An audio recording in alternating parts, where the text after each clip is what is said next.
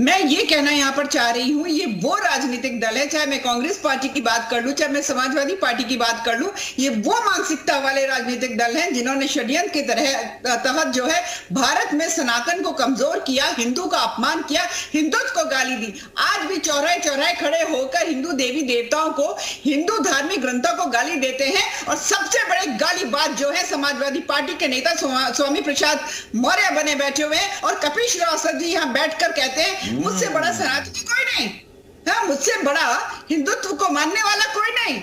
हिंदुत्व को आप लोग गाली देते हैं, आपने कार सेवकों को गोलियों से भून डाला, आप वो लोग हैं। कांग्रेस पार्टी वो राजनीतिक दल है कि 1976 में 42nd अमेंडमेंट कर प्रियम्बल जिसको हम चेंज नहीं कर सकते थे, उसमें सेक्युलरिज्म, सोशलिज्म जैसे शब्द डाल दिए, क्योंकि इनको तुष्टीकरण की राजनीति करनी थी, इनको हिंदू को कमजोर करना था। बाबा साहब अंबेडकर के ये शब्द हैं कि ये भारत के टुकड़े धर्म के आधार पर हुए हैं। जब तक भारतवर्ष में किसी और धर्म का व्यक्ति जिसने पाकिस्तान का डिमांड किया है वो यहाँ पर है, अवसर दीजिए महाराज, ठीक है, गाथा गवाइए। ठीक है अनिला जी, अनिला जी ठीक है, अनिला जी आप रुकिए। अब कपिल साहब सनातनी कर रहे हैं आप, हम पक्के हिंदुत्व वाले हैं, आप अभी तो सीना ठोक रहे हैं। स्वामी प्रसाद मौर्य पे तो कभी नहीं आते हैं, व्यक्तिगत बोल देते हैं कि ये तो हमारा व्यक्तिगत बयान है, वो साधु संतों को आतंकी बताते हैं।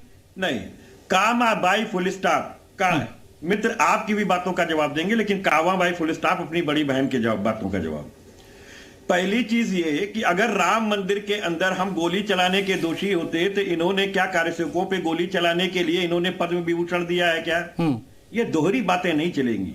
हम गलत शब्दों का प्रयोग नहीं करना चाहते, नीतियां वही हैं जो आप समझ रहे हैं और हम कह रहे हैं, समझ रहे हैं। दूसरी फिर करते आऊंगा आपके पास भी कि भाई राम मंदिर के चंदे में अमानत में खयानत करने वाले कब से हिंदुत्व के पुजारी हो गए, और हमारे स्वामी प्रसाद मौर्य जी पे तो बात खड़ा कर रहे हैं, लेकिन ये नहीं बता रहे हैं कि इन्होंने तो प्रभु श्री राम को मां की गाली दिलाई, संजय निषाद जी से पितृत्व पे सवाल खड़ा करवाया, और बाकायदा कहा मकोड़े घाट पर राम जी की पैदाइश खीर खाने से नहीं हुई थी, सिंगी ऋषि की वजह से हुई थी, और वो दशरथ के पुत्र नहीं थे, सिंगी ऋषि के पुत्र थे, और उनको पुरस्कार स्वरूप इन्होंने कैबिनेट मिनिस्टर बना दिया उत्तर प्रदेश के अंदर।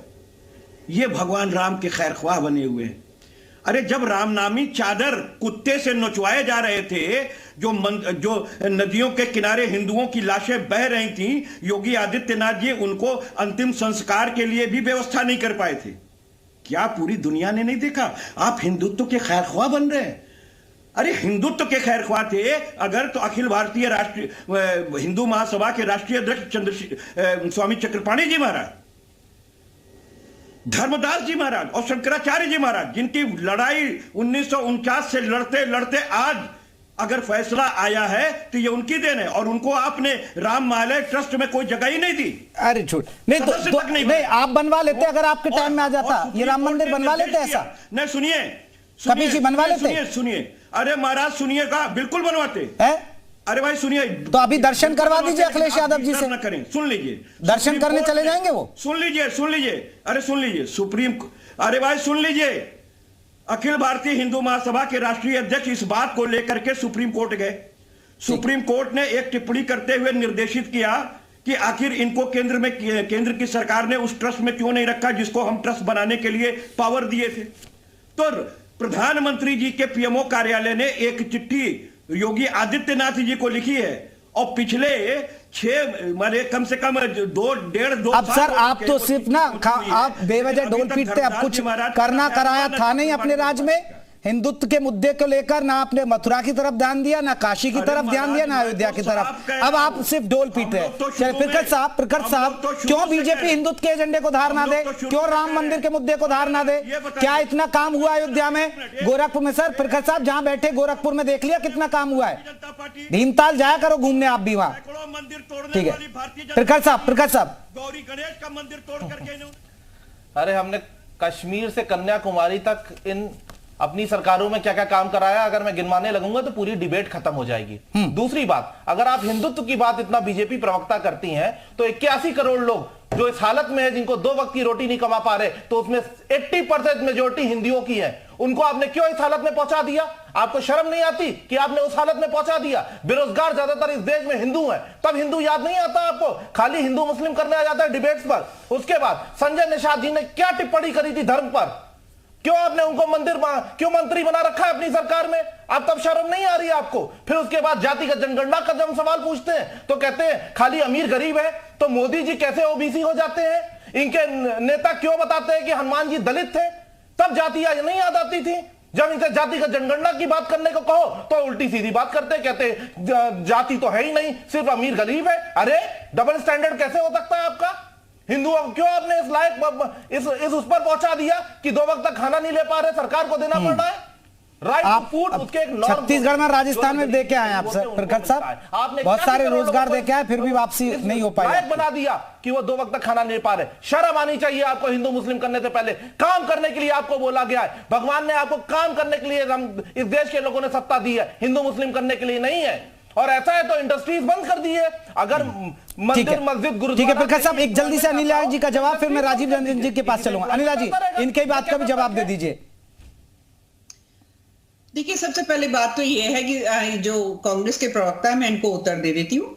इनकी नेता हुआ करती थी इंदिरा गांधी जी, जिन्होंने साजिश के तहत धर्मनिरपेक्ष शब्द और सोशलिस्ट शब्द जो हैं दोनों के दोनों प्रियम्बल में इंट्रोड्यूस कराए थे, जो कि वो नहीं कर सकती थी पर फिर भी कराए थे। वो राजनीतिक दल है, ये वो राजनीतिक दल है। वो कहते थे कि मैं कहती हूँ गरीबी हटाओ और विपक्ष बोलता है इंदिरा हटाओ। गरीबी तो हटाई नहीं, इस भारतवर्ष को और गरीब कर दिया। आज भारतवर्ष जो है विश्व की 5वीं सबसे बड़ी अर्थव्यवस्था, सबसे मजबूत अर्थव्यवस्था बन चुकी है। ऐसे हवा पानी में बन गई क्या? अगर जीडीपी में थर्ड रैंकिंग है पूरे विश्व में, ऐसे ही बन गई क्या? आज जो है पर कैपिटल इनकम जो है बेहतर हो गई है, ऐसी हो गई क्या? 13 करोड़ लोग, 13-14 करोड़ लोग जो है गरीबी रेखा से ऊपर आ गए हैं, ऐसे आ गए हैं क्या? और आप हिंदू मुस्लिम से क्यों इतना भैया? आप तो मुस्लिम फ्रेंड, मुझे पता है अच्छी तरीके से, प्लेसेस ऑफ वर्शिप 1991 लेकर आ सकते हैं, तो वो कुछ भी कर सकते हैं, वोट बना सकते हैं। विश्व में सबसे बड़ी मुस्लिम आबादी इस देश में रहती है और आप उनको माइनॉरिटी बोल सकते हैं, तो बिल्कुल आप लोग कुछ भी कह सकते हैं, परेशानी हो जाती है। हम सबका साथ सबका विकास करते हैं और जितना काम मुसलमानों के लिए भारतीय जनता पार्टी सरकार ने किया है, मोदी ने किया है, सरकार ने किया। क्या बातें कर रही है? आपके डबल ये व्यक्ति कौन है भाई? मुझे टीवी मेरे सामने नहीं है, पर ये व्यक्ति कौन है जिसको ये समाजवादी पार्टी और कांग्रेस पार्टी के प्रवक्ता कहां से, कौन सी क्लास से पढ़कर आते हैं? चलिए प्रकाश साहब रुकिए, अनिल जी रुकिएगा। राजीव रंजन जी, एक बड़ा सवाल है, क्या आपको लग रहा है कि बीजेपी सिर्फ हवाई हिंदुत्व की बात कर रही है या विकास नहीं हुआ है? चाहे मथुरा की बात करें या काशी की बात करें या हम अयोध्या की बात करें। मैं एक आंकड़ा पढ़ा रहा था, सर आप भी सुन लीजिए कबीर साहब। जब समाजवादी पार्टी की सरकार 2012 के आसपास की मैं बात कर रहा हूं, तब की बात थी, जब जो आंकड़ा अगर देखते श्रद्धालु की संख्या वहां करीब ऐसा होती थी 5 लाख 6 लाख। अब ये 5 करोड़ के आसपास पहुंची है 2024 में श्रद्धालु की संख्या। ऐसे ही तो नहीं पहुंच रही है, काम हुआ, चीजें बन रही हैं, तभी तो पहुंच रही है। राजीव रंजन जी। जी आपका सवाल मुझसे है? जी जी, हिंदुत्व की बात सिर्फ कोरी बात है या कुछ विकास भी कर रही है बीजेपी सर? हमने चर्चा के पहले चरण में भी कहा, हमने चर्चा के पहले चरण में भी कहा कि भारतीय जनता पार्टी का शुरू से एजेंडा रहा है कि सांस्कृतिक राष्ट्रवाद को विकास से जोड़ना। और अपने इस एजेंडे पर भारतीय जनता पार्टी ने काशी में जो काम किया, काशी में काम को देखकर आपको समझ में आएगा। अभी मैं काशी घूम कर आया हूं, वहां पर काशी विश्वनाथ कॉरिडोर के अगल बगल जो होटल हैं, जो रेस्टोरेंट हैं, जो तमाम इस तरह की चीजें हैं, मतलब इतना बड़ा एम्प्लॉयमेंट क्रिएट हुआ है कि जो देखने लायक है। तो पूरे भारत में जो भी ऐसे धार्मिक स्थान हैं जो कि भारतीय जनता पार्टी के एजेंडे में, देखिए उनके एजेंडे में है, उनके एजेंडे में ये चीज जैसे जनता उनको समर्थन दे रही है। आज 5 राज्यों में चुनाव हुए, 5 राज्यों में 3 राज्यों में सरकार बना ली भारतीय जनता पार्टी ने, और एक तेलंगाना में 60% वोट भारतीय जनता पार्टी का बढ़ा। यानी कि जनता भारतीय जनता पार्टी के एजेंडे को मान रही है। और इसी एजेंडे से वो विकास करना चाहती है, तो निश्चित तौर पर वो विकास दिख के सामने आ रहा है। लगता है पीएमओ कार्यालय ने मना कर दिया है। अरे कपिल जी क्या बोल रहे हैं, आपकी बात मैं नहीं समझ पा रहा हूं। मैं समझा रहा हूं कपिल जी, आज आप डिबेट में जब से आए हैं इसी एजेंडे पर कायम हैं, आप क्या कहना चाहते हैं? मैं राजनीतिक विश्लेषक हूं, मैं बोल रहा हूं, तो मेरी बात तो सुनिए। 105 आप आज डिबेट के शुरुआत से यही आरोप लगा रहे हैं। कपिल जी अभी गए थे ना मध्य प्रदेश में गए थे, कपिल जी मध्य प्रदेश में गए थे तो कांग्रेस वालों ने भाव नहीं दिया इनको और इनको बोल दिया अखिलेश वखिलेश कौन है। तो कपिल जी को वो अभी 30 है, अभी वो कहाँ निकालेंगे, यही तो निकाल